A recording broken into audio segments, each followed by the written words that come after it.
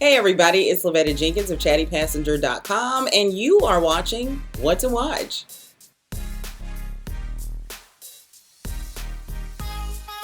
Today we are talking all about the new hit Apple series entitled Silo. Silo was written by author Hugh Howey. It's actually based on a trilogy of books that he wrote, and I'm telling you, after I saw the entire series, yes, I had privileged access. After I saw the entire series, I had to go back and listen to the books, and these are even more amazing. During this special edition of What to Watch, you'll actually see clips of a conversation that I had with author Hugh Howey talking all about Silo, and then we will catch up with the film's stars.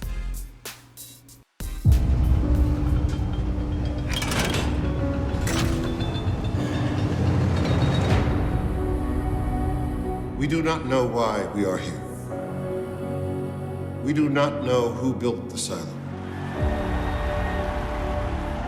and why we are underground. We only know the world outside our sanctuary is death. If you boil the pact down to one rule, it's do not say you want to go outside. Or you will go outside.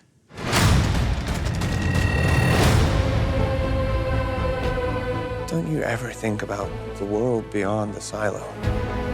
What if what we see is not what's out there? Down in mechanical, there's always someone who has a theory about the silo. And I need to find out the truth.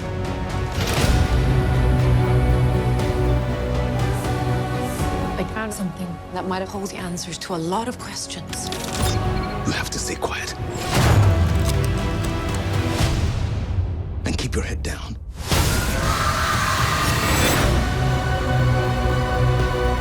Are you willing to give everything you have for this? The clock is running. There isn't much time left.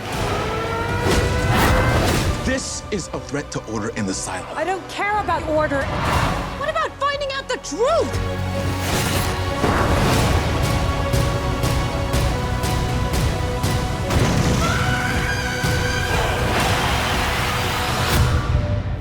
Some mysteries are best left unsolved.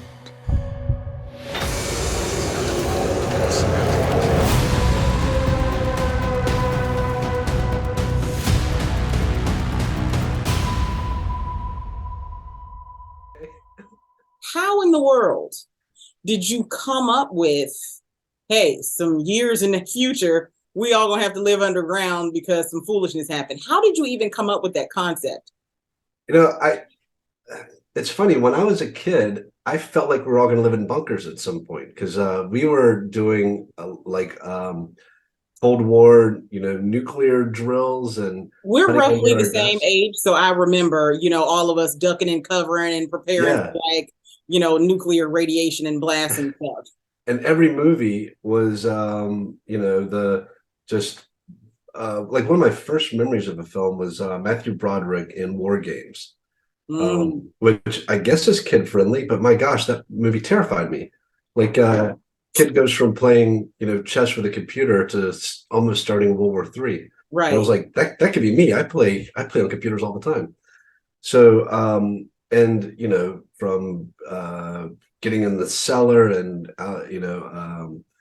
Wizard of Oz. I don't know. I think there's something primal to like when things are bad, crawl in a hole. Right. Right. And we've built all these old missile silos. They're just like scattered around. So in the very first short story, my idea was that these people were living in a missile silo. What became the much bigger silo expanded as I wrote a larger novel. So it was just an excuse to get people inside of a cave, basically. Because this is one of the most intricate caves and setups. And I was interested to see when I saw the series first, now I'm in the books, like, how did you describe this in a book? And I will say you did it perfectly.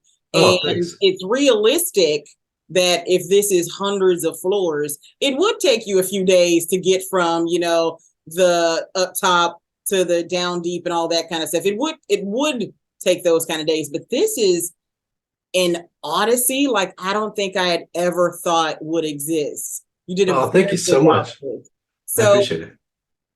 how much input did you have in the actual series in its inception? So I was really fortunate to be involved with the setup of the show. We had like what they call a pre-room. So before the actual writers' room got together, we had a couple of weeks where all the writers just came in with everyone having read the book with just a blank mind on how we're going to adapt this, and whiteboards and post-it notes and just a jam session. And the fun thing for me about doing TV is instead of cutting things out, we get to add things to the story. And flesh it out more. Yeah. Yeah. So it's a lot of fan service. Like you're not just people who've read the books first aren't going to tune in and see the exact same thing on the screen. They're going to see stuff they never saw. I think there's so much to take from this show when it comes to, I love the idea of what happens to the world if we at this second have to go underground. The recycling, the hierarchical settings within an environment, the fact that do we need order? Can we be completely free and liberal? What do we need to be able to create a structure? The brutality of human survival instinct. And then you have the rebels who will never sort of follow the state, always question the status quo. And this happens. And all of this set in an environment with basically murder mystery. I mean, it's all there. Silo is a show that's really